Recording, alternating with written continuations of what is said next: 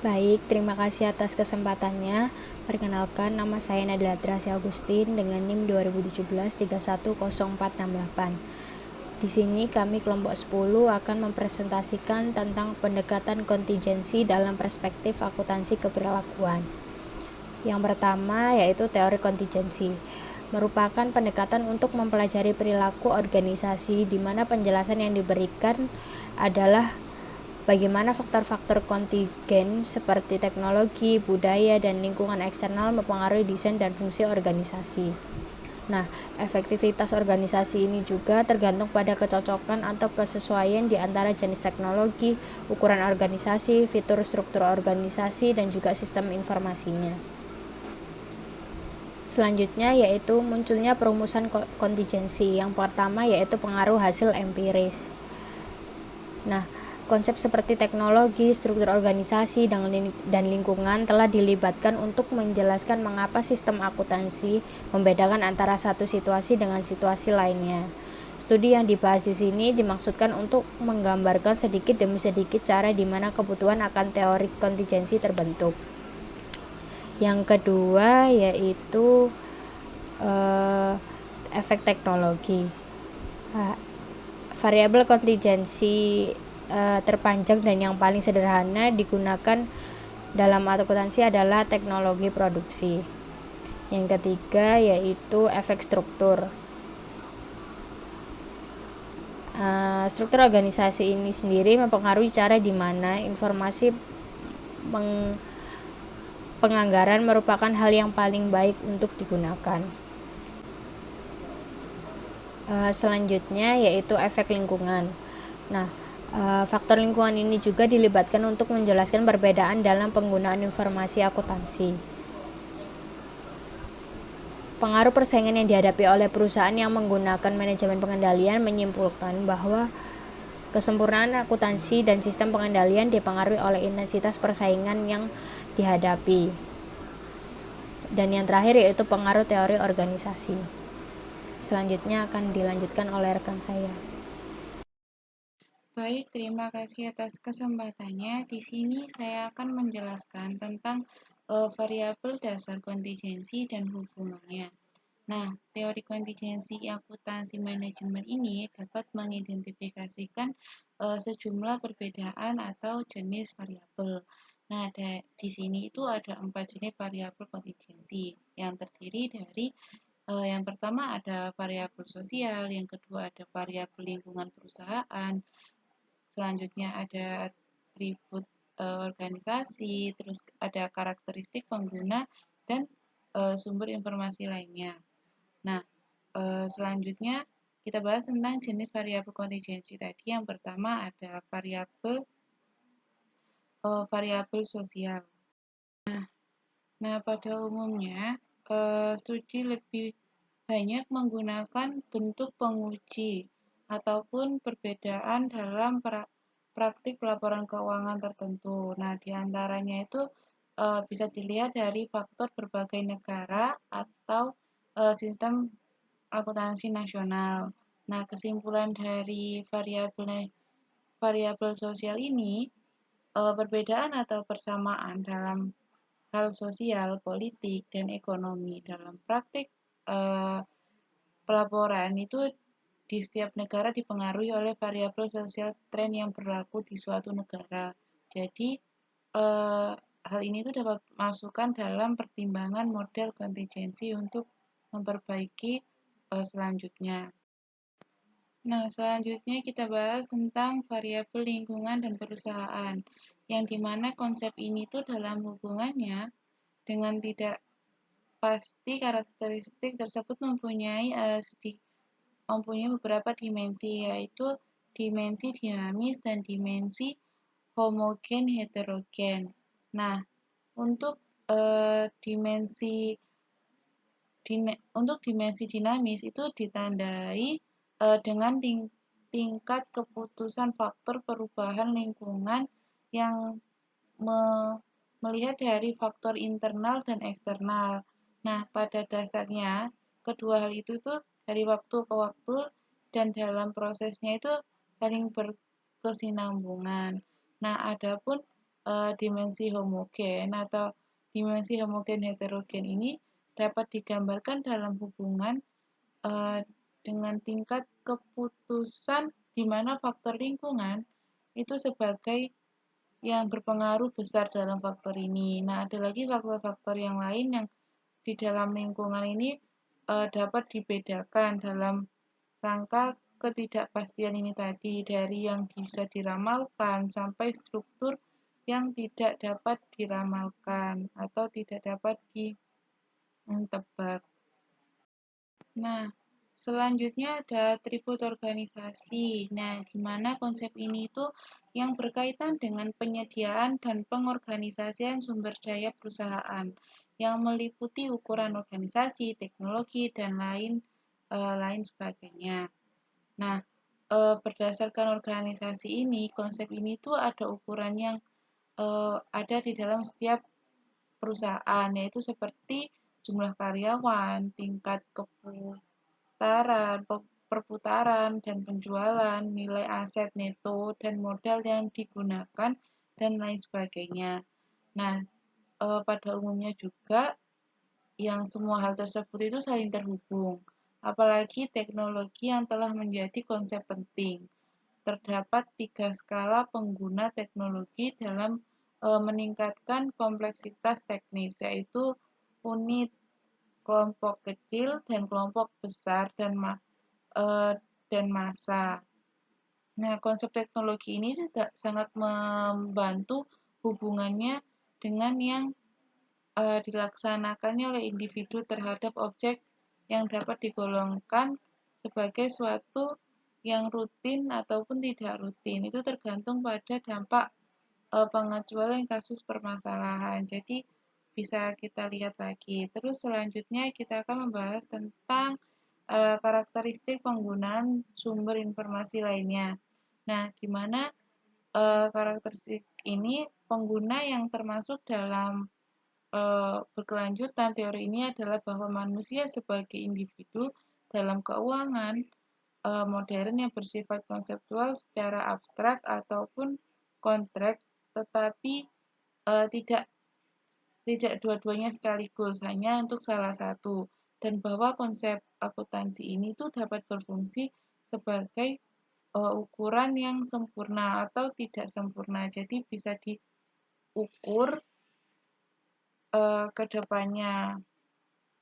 Nah, untuk kenyataannya dalam literatur mengenai pengalaman informasi manusia, seseorang itu mengambil keputusan itu mempunyai hal yang berbeda. Nah, dilihat dari konsep gaya pengambilan keputusannya itu karena mempunyai faktor yang berbeda pula, seperti bisa dilihat dari analisis keputusannya berdasarkan apa terlebih dahulu, kemudian bentuk pengeluarannya, terus kemudian kemampuan untuk beradaptasinya itu bagaimana, dan lain-lain. Jadi kita harus mempertimbangkannya. Nah, selanjutnya itu atribut sistem pelaporan keuangan perusahaan yang dipengaruhi oleh variabel kontingensi. Nah, di sini itu ada 3 hal, yaitu pengungkapan, pengolahan prestasi, penilaian, dan kebutuhan penggunaan dari negara yang berada. Nah, hal ini tuh mungkin dipengaruhi oleh metode kepemilikan rata-rata produksi, tingkat, dan konseptasi kepemilikan pribadi. Jadi polanya itu pola pendapatan perusahaan dan penggunaan informasi akuntansi dalam perencanaan pengendalian ekonomi. Nah, yang kedua ada frekuensi pelaporan dalam hal jumlah variasi pengungkapan dari informasi laporan yang bersifat sementara. Nah, di frekuensi ini itu yang bersifat sementara itu bisa dikatakan sebagai ukuran keuangan atau non keuangan. Jadi tidak tidak langsung pasti, bisa dilihat dari metode yang apa. Terus yang terakhir ada metode pelaporan metode pelaporan kompleksitas teori dan pengungkapan pelaporan dengan tujuan yang khusus, seperti itu. Selanjutnya akan dijelaskan oleh rekan saya. Baik, terima kasih atas kesempatannya. Di sini saya akan melanjutkan presentasi dari rekan saya, yaitu saya di sini akan membahas tentang isi teori kontingensi. Nah, di sini tuh ada dua. Yang pertama itu studi empiris dan yang kedua itu ada perumusan teoritis. Nah, yang pertama itu studi empiris. Terdapat studi empiris dalam area akuntansi yang dengan tegas mengadopsi pendekatan kontingensi sebelum mengumpulkan data. Dua di antaranya itu dari studi utama menggunakan faktor metodologi analisis yang memandang permasalahan dalam penafsiran dan perbandingan. Nah, perbedaan itu sangat kecil. Dalam kesalahan acak pada pengukuran mengakibatkan diperolehnya faktor yang sangat berbeda, sehingga membuat perbandingan antar studi yang berbeda hampir mustahil. Nah, analisis adalah metode yang bermanfaat sebagai dasar dimensi bahwa penggunaan kritik akan terbatas pada akumulasi pengetahuan lebih lanjut. Terus yang kedua itu adalah perumusan teoritis sebagai tambahan terhadap pekerjaan yang berdasarkan spekulasi teoritis menyangkut sifat alami dari teori kontingensi sistem informasi akuntansi. Gordon dan Milner berusaha untuk menyediakan kerangka menyeluruh bagi perencanaan sistem informasi akuntansi yang mempertimbangkan kebutuhan spesifikasi organisasi yang luas dalam teori organisasi. Kebijakan manajemen dan akuntansi untuk mengidentifikasi variabel adalah penting bagi pencapaian organisasi. Lingkungan, gaya pengambilan keputusan, dan karakteristik organisasi diusulkan sebagai variabel kontingensi yang terpenting. Masing-masing variabel kontingensi tersebut itu dihubungkan dengan kondisi-kondisi yang sesuai dengan variabel sistem informasi akuntansi. Terus selanjutnya ada kerangka evaluasi teori kontingensi. Pengendalian kontingensi itu di sini ada desain organisasi, sistem informasi manajemen, dan juga sistem perencanaan dan pengendalian. Nah, hal ini itu mungkin terlihat sama dengan substitusi parsial yang ditandai oleh pernyataan perasaan manajer industri tertentu bahwa sistem informasi akuntansi yang digunakan itu untuk mengatasi kelemahan dalam desain organisasi. Dengan adanya kelemahan tersebut itu dibentuklah teori kontingensi sistem informasi akuntansi di luar konteks dari keseluruhan paket pengendalian organisasi secara nyata. Yang pertama, apa yang mendasari sistem informasi akuntansi sehingga berpengaruh baik terhadap apa yang dilakukan oleh organisasi untuk mencapai tujuannya, dan proses pengendalian lain yang komplementer terhadap sistem informasi akuntansi. Terus yang kedua itu terdapat jangkauan menyeluruh dari faktor yang akan mempengaruhi pencapaian organisasi dan bahwa hal tersebut itu akan mengendalikan strategi dan struktur serta menyatakan tentang produk pasar dan pengaturan antar organisasi. Terus yang ketiga itu pada akhirnya perlu ditentukan faktor apa yang mendasari pencapaian organisasi yang efektif dengan menggunakan perbandingan antara sasaran hasil organisasi dengan standar. Selanjutnya akan dijelaskan oleh rekan saya. Terima kasih atas kesempatannya. Perkenalkan, nama saya Rizka Kurnia dengan NIM 782. Nah, di sini saya akan menjelaskan materi mengenai implikasi untuk riset. Nah, yang pertama itu ada akuntansi sebagai bagian dari sistem pengendalian. Jadi, studi efektivitas sistem informasi akuntansi manajemen itu berhubungan juga dengan studi berbagai mekanisme pengendalian yang dilakukan oleh organisasi untuk mempengaruhi perilaku anggota dan hubungan dengan lingkungan eksternal. Jadi itu semuanya bertindak sebagai paket dan harus ditaksir bersama. Fakta ini akan memperluas lingkup tentang penyelidikan dan pengidentifikasian cakupan aktivitas pengendalian dalam daftar penyusunan pengendalian. Selain itu, jenis pengendalian itu berbeda dapat digunakan untuk mencapai tujuan yang berbeda pula. Nah, mekanisme pengendalian untuk berbagai tujuan akan menjadi sulit jika tidak mungkin untuk mengisolasikan dampak dari alat pengendalian spesifik. Nah, jadi variabel kontingensi yang terkait dengan desain organisasi dalam akuntansi manajemen adalah penting. Klarifikasi konseptual lebih berada pada pemanfaatan kerangka sistem pengendalian. Walaupun model mekanik pengendalian sederhana tidak bisa secara langsung diberlakukan bagi organisasi. Karena terdapat 4 karakteristik proses yang penting untuk pengendalian organisasi efektif, yaitu yang pertama ada spesifikasi dari suatu sasaran, yang kedua pengukuran tingkat pencapaian sasaran, yang ketiga model yang bersifat prediktif terhadap kemungkinan tindakan hasil pengendalian, yang keempat ada kemungkinan dan motivasi untuk bertindak. Nah, yang kedua, implikasi untuk riset ini adalah efektivitas organisatoris. Jadi penggunaan kerangka pengendalian menguatkan peran efektivitas organisasi dan perhatian pada sasaran hasil organisasi. Nah, sasaran hasil adalah suatu bagian penting dari kerangka kontingensi selain dari variabel kontingensi yang mungkin mempengaruhi sifat alami sistem akuntansi yang membentuk ukuran perbandingan dengan dampak dalam bentuk pengendalian yang berbeda, yang harus dievaluasi juga. Nah, dalam rangka mengasosiasikan sistem akuntansi dan kontingensi tertentu, harus membuat pedoman mengenai dampak sistem akuntansi dalam membantu pencapaian organisasi. Bagaimanapun dengan tujuan, kinerja, dan efektivitas digunakan pada waktu yang berbeda untuk menyembunyikan ketiadaan kejelasan konseptual.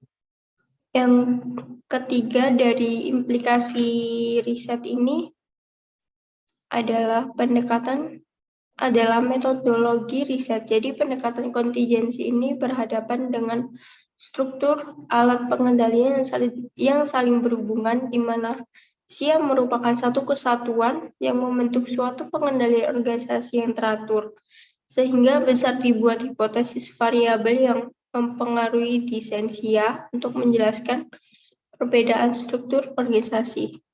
Nah, keadaan ini tidak realistis untuk metode analisis statistik yang tidak menguraikan pola teladan interaksi secara kompleks. Jadi peneliti ini harus mempunyai keterlibatan dulu. Keterlibatan semakin dekat dengan pengembangan hipotesis, seperti hubungan organisasi.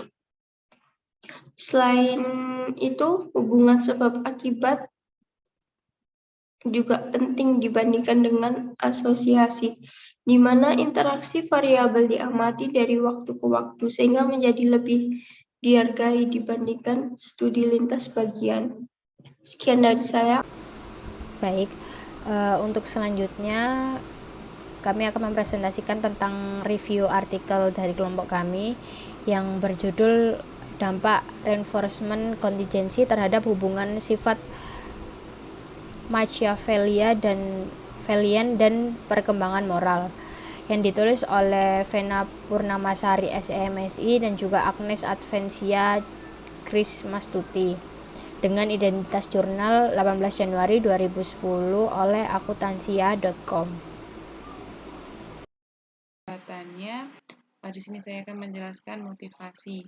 Nah, penulis termotivasi untuk penelitian ini diharapkan dapat menjadi masukan pengembangan model pengembangan pendidikan, terutama di bidang akuntansi dengan memperhatikan pembentukan karakter.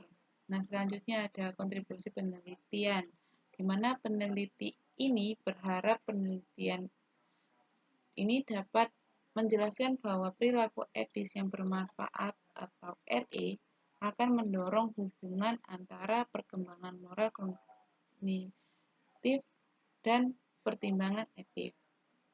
Sedangkan menghukum perilaku etis atau PE akan mengurangi efek dari moral kognitif perkembangan dan perilaku etis. Nah, selanjutnya ada kerangka penelitian.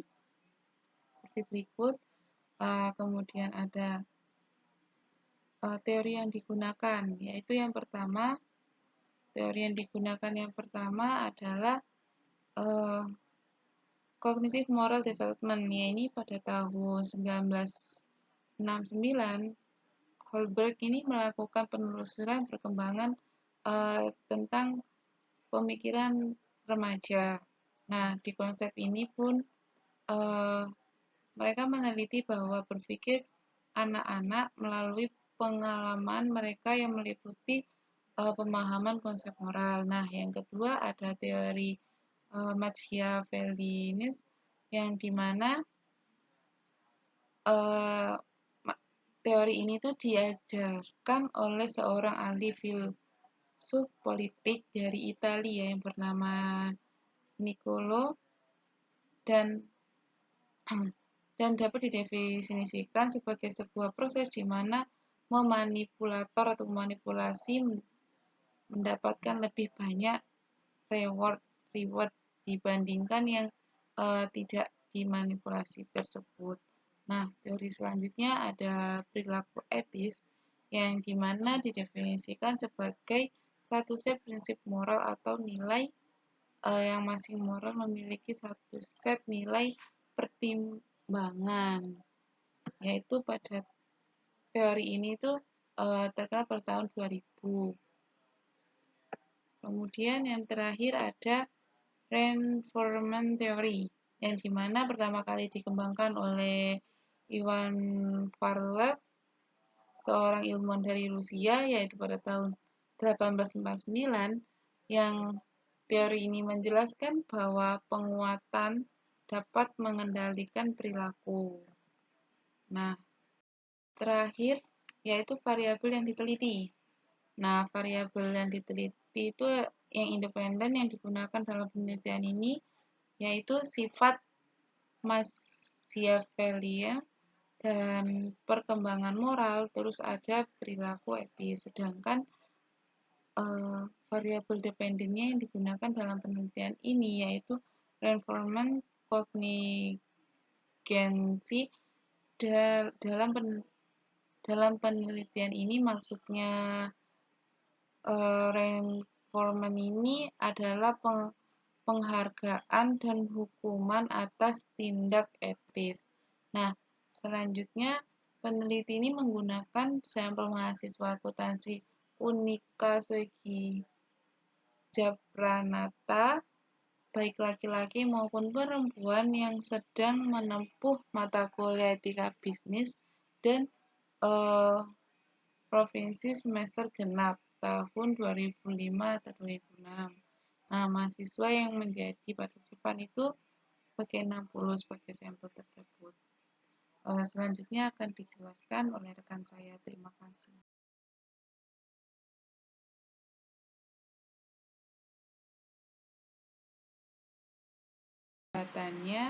Di sini saya akan menjelaskan motivasi. Nah, penulis termotivasi untuk penelitian ini diharapkan dapat menjadi masukan pengembangan model pengembangan pendidikan, terutama di bidang akuntansi dengan memperhatikan pembentukan karakter. Nah, selanjutnya ada kontribusi penelitian, di mana peneliti ini berharap penelitian ini dapat menjelaskan bahwa perilaku etis yang bermanfaat atau RE akan mendorong hubungan antara perkembangan moral kognitif dan pertimbangan etis. Sedangkan menghukum perilaku etis atau PE akan mengurangi efek dari moral kognitif perkembangan dan perilaku etis. Nah, selanjutnya ada kerangka penelitian seperti berikut. Kemudian ada teori yang digunakan, yaitu teori yang digunakan yang pertama adalah Cognitive Moral Development, ini pada tahun 1969, Holberg ini melakukan penelusuran perkembangan tentang pemikiran remaja. Nah, di konsep ini pun mereka meneliti bahwa berpikir anak-anak melalui pengalaman mereka yang meliputi pemahaman konsep moral. Nah, yang kedua ada teori Machiavellianis yang dimana teori ini tuh diajarkan oleh seorang ahli filsuf politik dari Italia yang bernama Niccolo dan dapat didefinisikan sebagai sebuah proses di mana memanipulator atau memanipulasi mendapatkan lebih banyak reward dibandingkan yang tidak dimanipulasi tersebut. Nah, teori selanjutnya ada perilaku etis yang dimana didefinisikan sebagai satu set prinsip moral atau nilai yang masing moral memiliki satu set nilai pertimbangan, yaitu pada teori ini tuh terkenal pada tahun 2000. Kemudian yang terakhir ada reinforcement theory, yang dimana pertama kali dikembangkan oleh Ivan Farlev, seorang ilmuwan dari Rusia, yaitu pada tahun 1849, yang teori ini menjelaskan bahwa penguatan dapat mengendalikan perilaku. Nah, terakhir yaitu variabel yang diteliti. Nah, variabel yang diteliti itu yang independen yang digunakan dalam penelitian ini yaitu sifat Machiavellian dan perkembangan moral, terus ada perilaku etis. Sedangkan variabel dependennya yang digunakan dalam penelitian ini yaitu reinforcement cognigency. Dalam penelitian ini maksudnya reinforcement ini adalah penghargaan dan hukuman atas tindak etis. Nah, selanjutnya peneliti ini menggunakan sampel mahasiswa akuntansi Unika Soegi Japranata, baik laki-laki maupun perempuan yang sedang menempuh mata kuliah etika bisnis dan provinsi semester genap tahun 2005 atau 2006. Nah, mahasiswa yang menjadi partisipan itu sebagai 60 sebagai sampel tersebut. Selanjutnya akan dijelaskan oleh rekan saya. Terima kasih.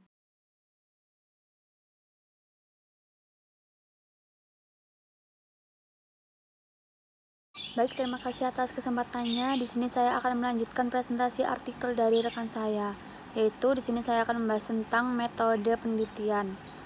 Yang pertama itu ada jenis penelitian. Penelitian ini tuh memakai penelitian eksperimen untuk hipotesis yang pertama dan yang kedua itu memakai within subject.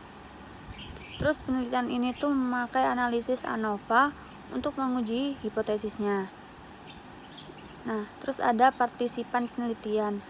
Di sini partisipan penelitian itu memakai mahasiswa akuntansi Unika Sugijapranata, baik laki-laki maupun perempuan yang sedang menempuh mata kuliah etika bisnis dan profesi semester genap tahun ajaran 2005-2006. Mahasiswa yang menjadi partisipan ini sebanyak 60 mahasiswa. Nah, terus yang selanjutnya itu hasil penelitian. Yang pertama, hasil penelitian hipotesis A itu dirumuskan bahwa pemberian penghargaan pada perilaku etis akan menurunkan pengaruh negatif sifat Machiavellian terhadap perilaku etis. Terus yang kedua itu hasil pengujian hipotesis 1B itu menunjukkan bahwa pemberian hukuman pada perilaku etis akan meningkatkan pengaruh negatif sifat Machiavellian terhadap perilaku etis. Terus yang ketiga itu hasil pengujian hipotesis 2A dirumuskan bahwa pemberian penghargaan pada perilaku etis akan meningkatkan pengaruh positif perkembangan moral terhadap perilaku etis. Terus yang terakhir itu hasil pengujian hipotesis 2B menunjukkan bahwa pemberian hukuman pada perilaku etis akan menurunkan pengaruh positif perkembangan moral terhadap perilaku etis. Selanjutnya akan dilanjutkan oleh rekan saya. Terima kasih atas kesempatannya. Perkenalkan, nama saya Rizka Kurnia dengan NIM 782, dan di sini saya akan menjelaskan mengenai kesimpulan dari artikel ini. Nah, dari hipotesis 1A, 1B, dan 2A tidak terdukung, yang artinya meskipun ada kecenderungan pemberian penghargaan atas perilaku etis dapat menstimulus seseorang untuk berperilaku lebih etis. Namun ternyata pemberian penghargaan atas perilaku etis tidak cukup dapat memberikan pengaruh yang signifikan. Demikian halnya dengan hukuman atas perilaku etis juga tidak memberikan dampak yang signifikan terhadap pengaruh negatif sifat Machiavellian terhadap perilaku etis. Sedangkan dari hipotesis 2B itu terdukung, yang mana artinya seseorang dengan perkembangan moral yang tinggi akan semakin terpengaruh juga dengan situasi atau kondisi yang ada di lingkungan ketika harus membuat sebuah keputusan yang etis. Nah, pada selanjutnya ini ada keterbatasan penelitian. Keterbatasan penelitian pada artikel ini adalah partisipan yang terlibat dalam eksperimen ini tidak menyebar dengan seimbang untuk masing-masing tingkatan skor match dan skor GI. Sedangkan pada selanjutnya ini ada kesempatan penelitian di masa yang akan datang. Yang pertama mungkin bisa mencari partisipan yang memenuhi semua skor match dan DIT dari rendah, sedang, dan tinggi secara berimbang, agar lebih dapat dilihat dari variasi perilaku etisnya. Yang kedua, bisa menambah kondisi untuk manipulasi, yaitu kondisi pemberian reward atas perilaku tidak etis dan pemberian hukuman atas perilaku tidak etis. Sekian presentasi dari kelompok kami. Mohon maaf apabila ada salah kata. Wassalamualaikum warahmatullahi wabarakatuh.